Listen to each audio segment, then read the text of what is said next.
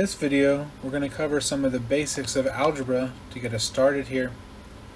I will give a warning that everything I do in this video is a little bit brief, so that if this is your first time seeing it, or if after the video you still don't feel sure about some of these topics, you probably want to go and look for specific videos about that topic, or perhaps read the textbook or something else to get a little bit more in depth, because all of these things here we are going to be basically assuming that you have down well in later sections in the book, right? Everything in math's kind of building on everything you've learned before, and this is some of the foundational stuff. Now, the first part of this here is something I consider hugely important. I have asked about this in many exams I've given over the years. In fact, it's almost always on the first question, the final exam in an algebra class that I teach, and that is, what is the difference between expressions and equations here? So an algebraic expression, you're allowed to have numbers and you are allowed to have variables, and you are allowed to use things like add, subtract, multiply, divide, but you can't divide by variables, at least depending on if you want it to be polynomial or not. But regardless, things like 5x plus 2, that would be an expression, right? You have numbers, you have variables, even one variable is still a variable, and you combine them together using our normal add, subtract, multiply, divide formulas, and that right there is an expression. However, an equation is when you have two expressions like this. So one is 5x plus 2, one is 3x minus 1, and then you are saying that they have the same value, they are equal to each other. So as soon as you have that equal sign, we are now going to have an equation here.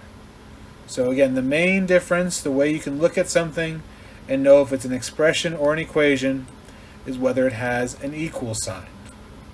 This is important because there are some algebra steps you're allowed to do with expressions. There are different algebra steps you're allowed to do with equations, and if you mix them up, you very easily get the wrong answer.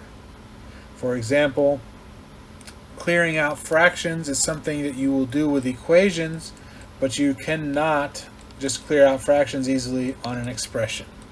That's just one of the many examples of things that work with one of the two, but not with the other. The third category of things that we deal with in algebra are inequalities. These are incredibly similar to equations, but the rules just get changed up ever so slightly here. And the way you know it's going to be an inequality is when you have less than, greater than, less than or equals, or greater than or equal sign in the problem. Okay. Now, once we know what's what, we can start looking at the algebra steps we're allowed to take. And in particular, if you have an expression, there are two main things you might get asked to do with it. You might get asked to simplify the expression or to evaluate the expression.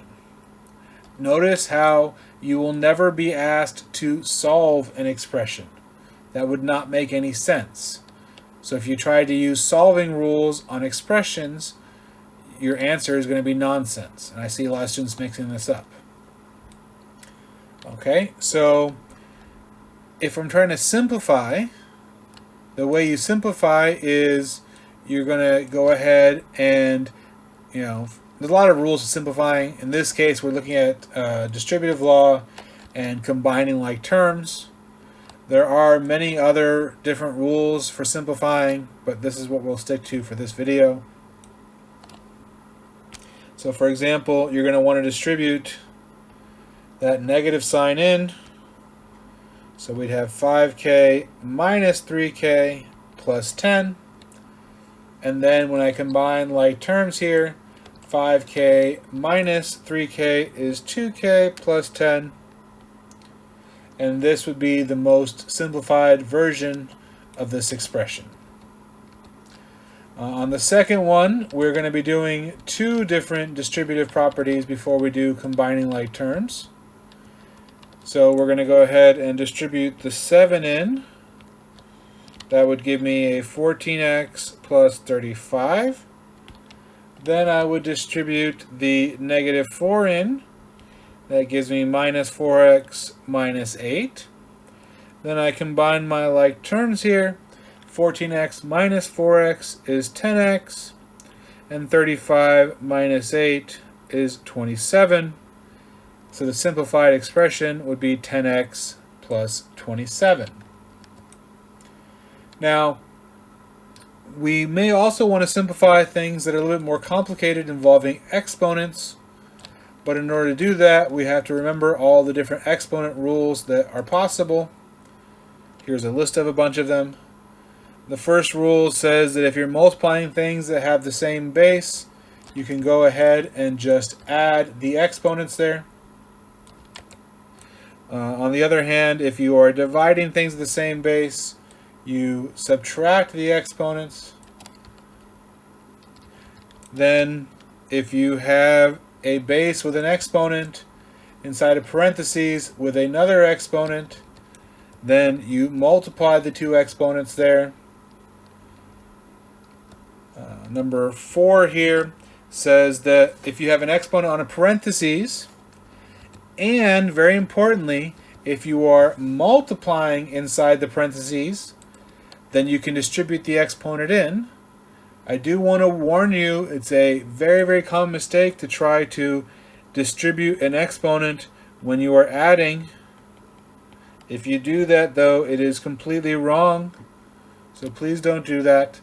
In fact, it's such a common mistake that the people who study how to teach math and the best methods for it, they gave it a special name I remember hearing. It's called the freshman's dream, because basically every freshman coming into college would make that mistake.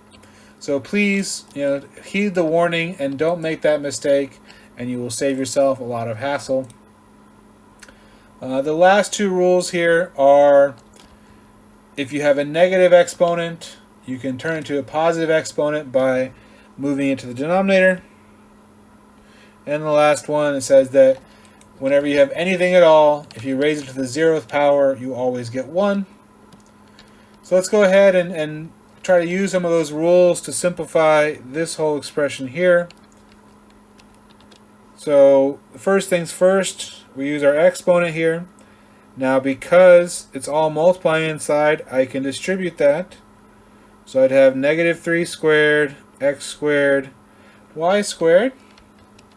Then I have still negative 4x squared y. Then I do negative 3 squared is 9, x squared, y squared, times negative 4x squared y. We go ahead and multiply the coefficients. 9 times negative 4 is negative 36. X squared times x squared is x to the 4th by adding. And y squared times y is y cubed by, again, adding. And so this right here would be the simplified expression with all the exponents. Okay, now that we've seen simplifying, and again, there are definitely more simplifying rules out there. These are just some of them. The other thing that we can ask you to do with an expression is to evaluate. Now what we mean by that is I'm going to give you an algebraic expression like this. Then I'm going to say evaluate for these numbers here. So the idea is I give you the values of the variable, and what you're supposed to do is you're supposed to just plug in those values and work out a number as your final answer. So evaluating just means plug in the numbers and see what you get.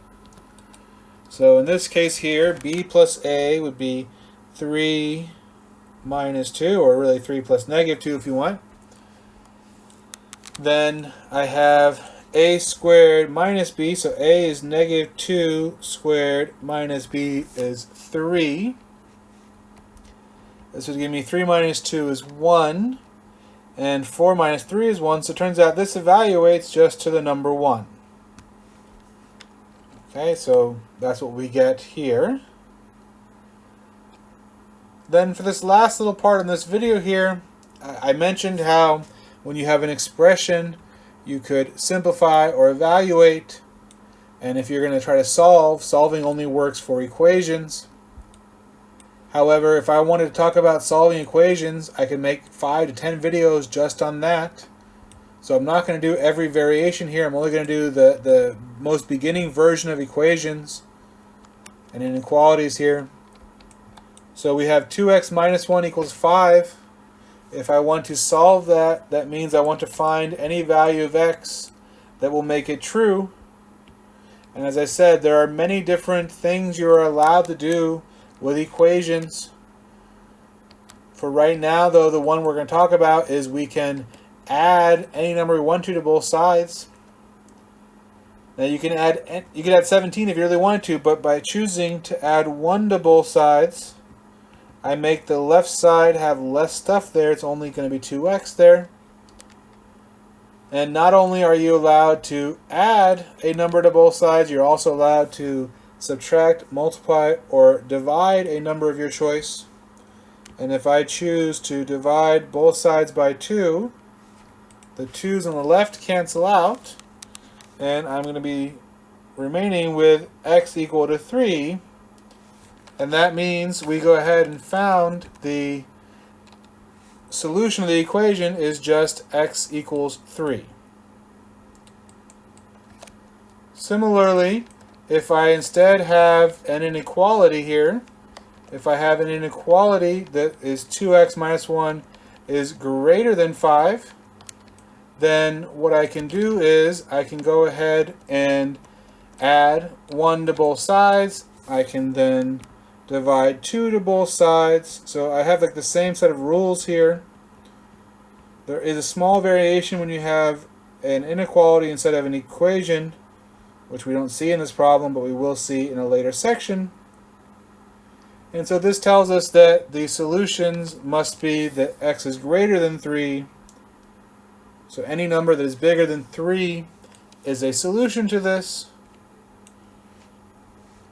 For example, 4 would be, but also 3.5 would be a solution. Doesn't have to be a whole number. 3.001 would be another solution, and so on.